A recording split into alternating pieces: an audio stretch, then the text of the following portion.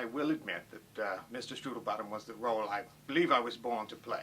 And we can talk more about that later. But I have done some other parts. There was Miami Vice in the early 80s. I played the murderous high school psychology professor.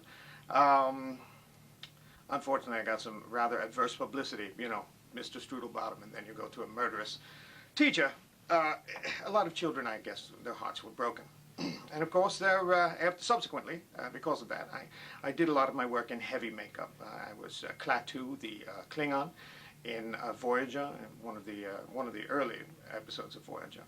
And of course, you certainly recognize me as the spokesman for the perky vitamin company, Vitaman. I'm Vitaman. I build happy bodies faster than anyone can. It's different with the jumpsuit, but you get the idea. So you've been staying very busy as an actor, and let me ask you this. What was it like when you got the phone call from the producers of Kitty Time Productions to bring the entire cast back? What was that like? Well, let me say this. When one gets the call to redo what one was meant to do, one has a duty to follow the call, to answer the call. And at first I was trepidatious, but this is the role I was meant to play. There is only one Mr. Spock, it's Leonard Nimoy. There is only one Mr. Strudelbottom, Jonathan Sackett.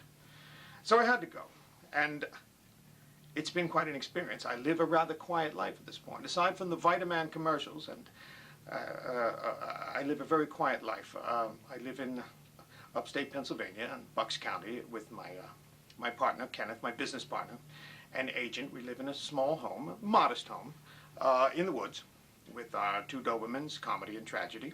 And it's a quiet existence, one that I don't want disturbed. So this was an interesting concept to do this again, but yet I'm here, aren't I?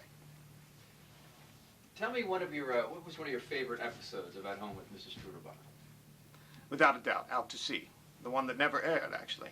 It was fascinating. It was one of the few chances that I got to sing on the show, because they didn't let me sing very much. It's difficult, I suppose, to sing when you're painting. I guess they thought that there was too much movement involved, and I hope I'm not giving away some special effects, but in those days everything was low-tech. There was no computers, nothing that, there was a hole cut out in the painting and my head stuck through the hole. So if I would talk too loudly, the painting would shake, and of course filming would stop, and so there could be no singing, except in Out to Sea, and of course that was the one that didn't air.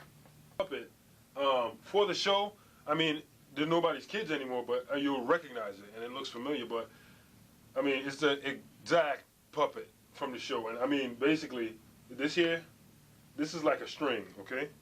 And what I do is I pull on the string. I mean, it's a cute puppet, and all I do is I pull on the string and make his mouth talk. I really don't have a lot of play with it, and you just pull on it. So I'm hoping that I could pull a lot of personality out of with it. I mean, they have some toys from. Here's like a little one, a little feathers, and that's pretty cool. But the funny thing is, this is actually better than the puppet, you know. So I'm gonna have my work cut out for me. I mean, to pull this out, you know, it's just like he can look around and stuff. Mrs. Strudelbottom, I think, to me, embodies, symbolizes, like I was talking about before, everything that is fun and good and wonderful, and that sort of crazy, magical, wonderful child thing that we all hate to leave when we graduate school or whatever and go on to do whatever it is we want to do. But we are always wanting to go back to that time of, you know, sit on the edge of the carpet and it's time for snack and it's, you know, time to take a nap, and that stuff that you still want to do when you're an adult but you can't because you I am the mailman. Oh, thank you, you crazy, beautiful, lovely, just It can be changed, and if that's in the contract. It's not in the contract, but honey, that's in sync. We can do whatever they want. Oh, okay, I'll get right on that. And also, too, Backstreet Boys is on line 2, and they want to know if you can handle them as well. No, I'm only taking a few boy groups. Okay, and what about Brittany? Tell her no as well? Brittany, yes. You want Brittany? Yes. Okay, I'll get right on that. Because, yes.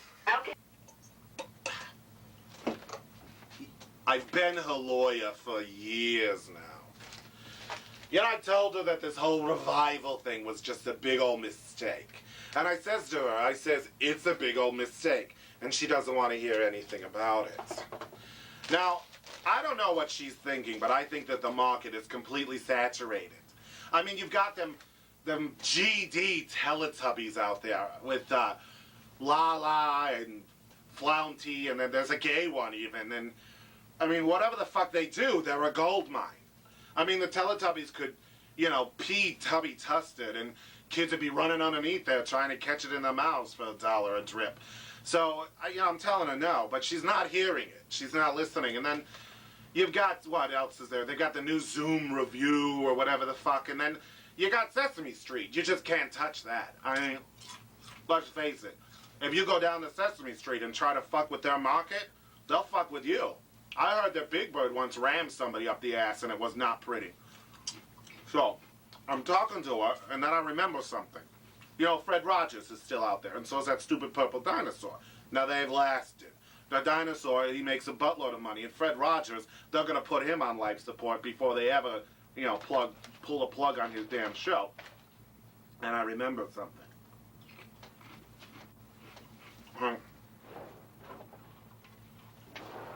Back in '79, Fred Rogers and Mrs. Strudelbottom were gonna merge. My idea. We were gonna make a lot of money off of it. I met with the lawyers. We were gonna hash out a fabulous deal, which we did. You see, the focus groups that we attempted to put together, they all said it was pretty weird. What with a grown man living alone, inviting children into his home, going to the world of make-believe. Nambla had no problem with it, but everybody else seemed to have a problem with it. So, Ava and Fred, they meet. They hit it off like gangbusters. They hit it like Streisand singing. They are fabulous together. Then they decide they would get married in real life and on the show. So then we'd have Mr. and Mrs. Rogers' Neighborhood. Me and the lawyers, the other lawyers, we're happy. I'm shitting golden eggs. I'm so happy because we're going to make money off this damn thing. Then, right before the deal is signed, that motherfucking Eva, she freaks out on me. Ooh, all freaky.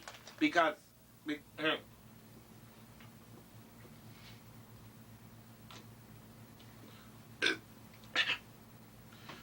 It seems that Fred Rogers, he was always talking to her in that little cat voice from the show. She would say, Fred, honey, I love you. And he would go, meow, meow, meow, I love you too. And then I guess it got so weird that one night they were going to make love. And Fred says to her, meow, meow, meow, crack whore. And Ava freaks out. And as she's starting to leave, he grabs her and goes, meow, meow, meow, doggy style, meow, meow, meow, back door. Well, that was it. She, punched him or something, knocked him down, and took off. Don't worry, we'll clean it up later.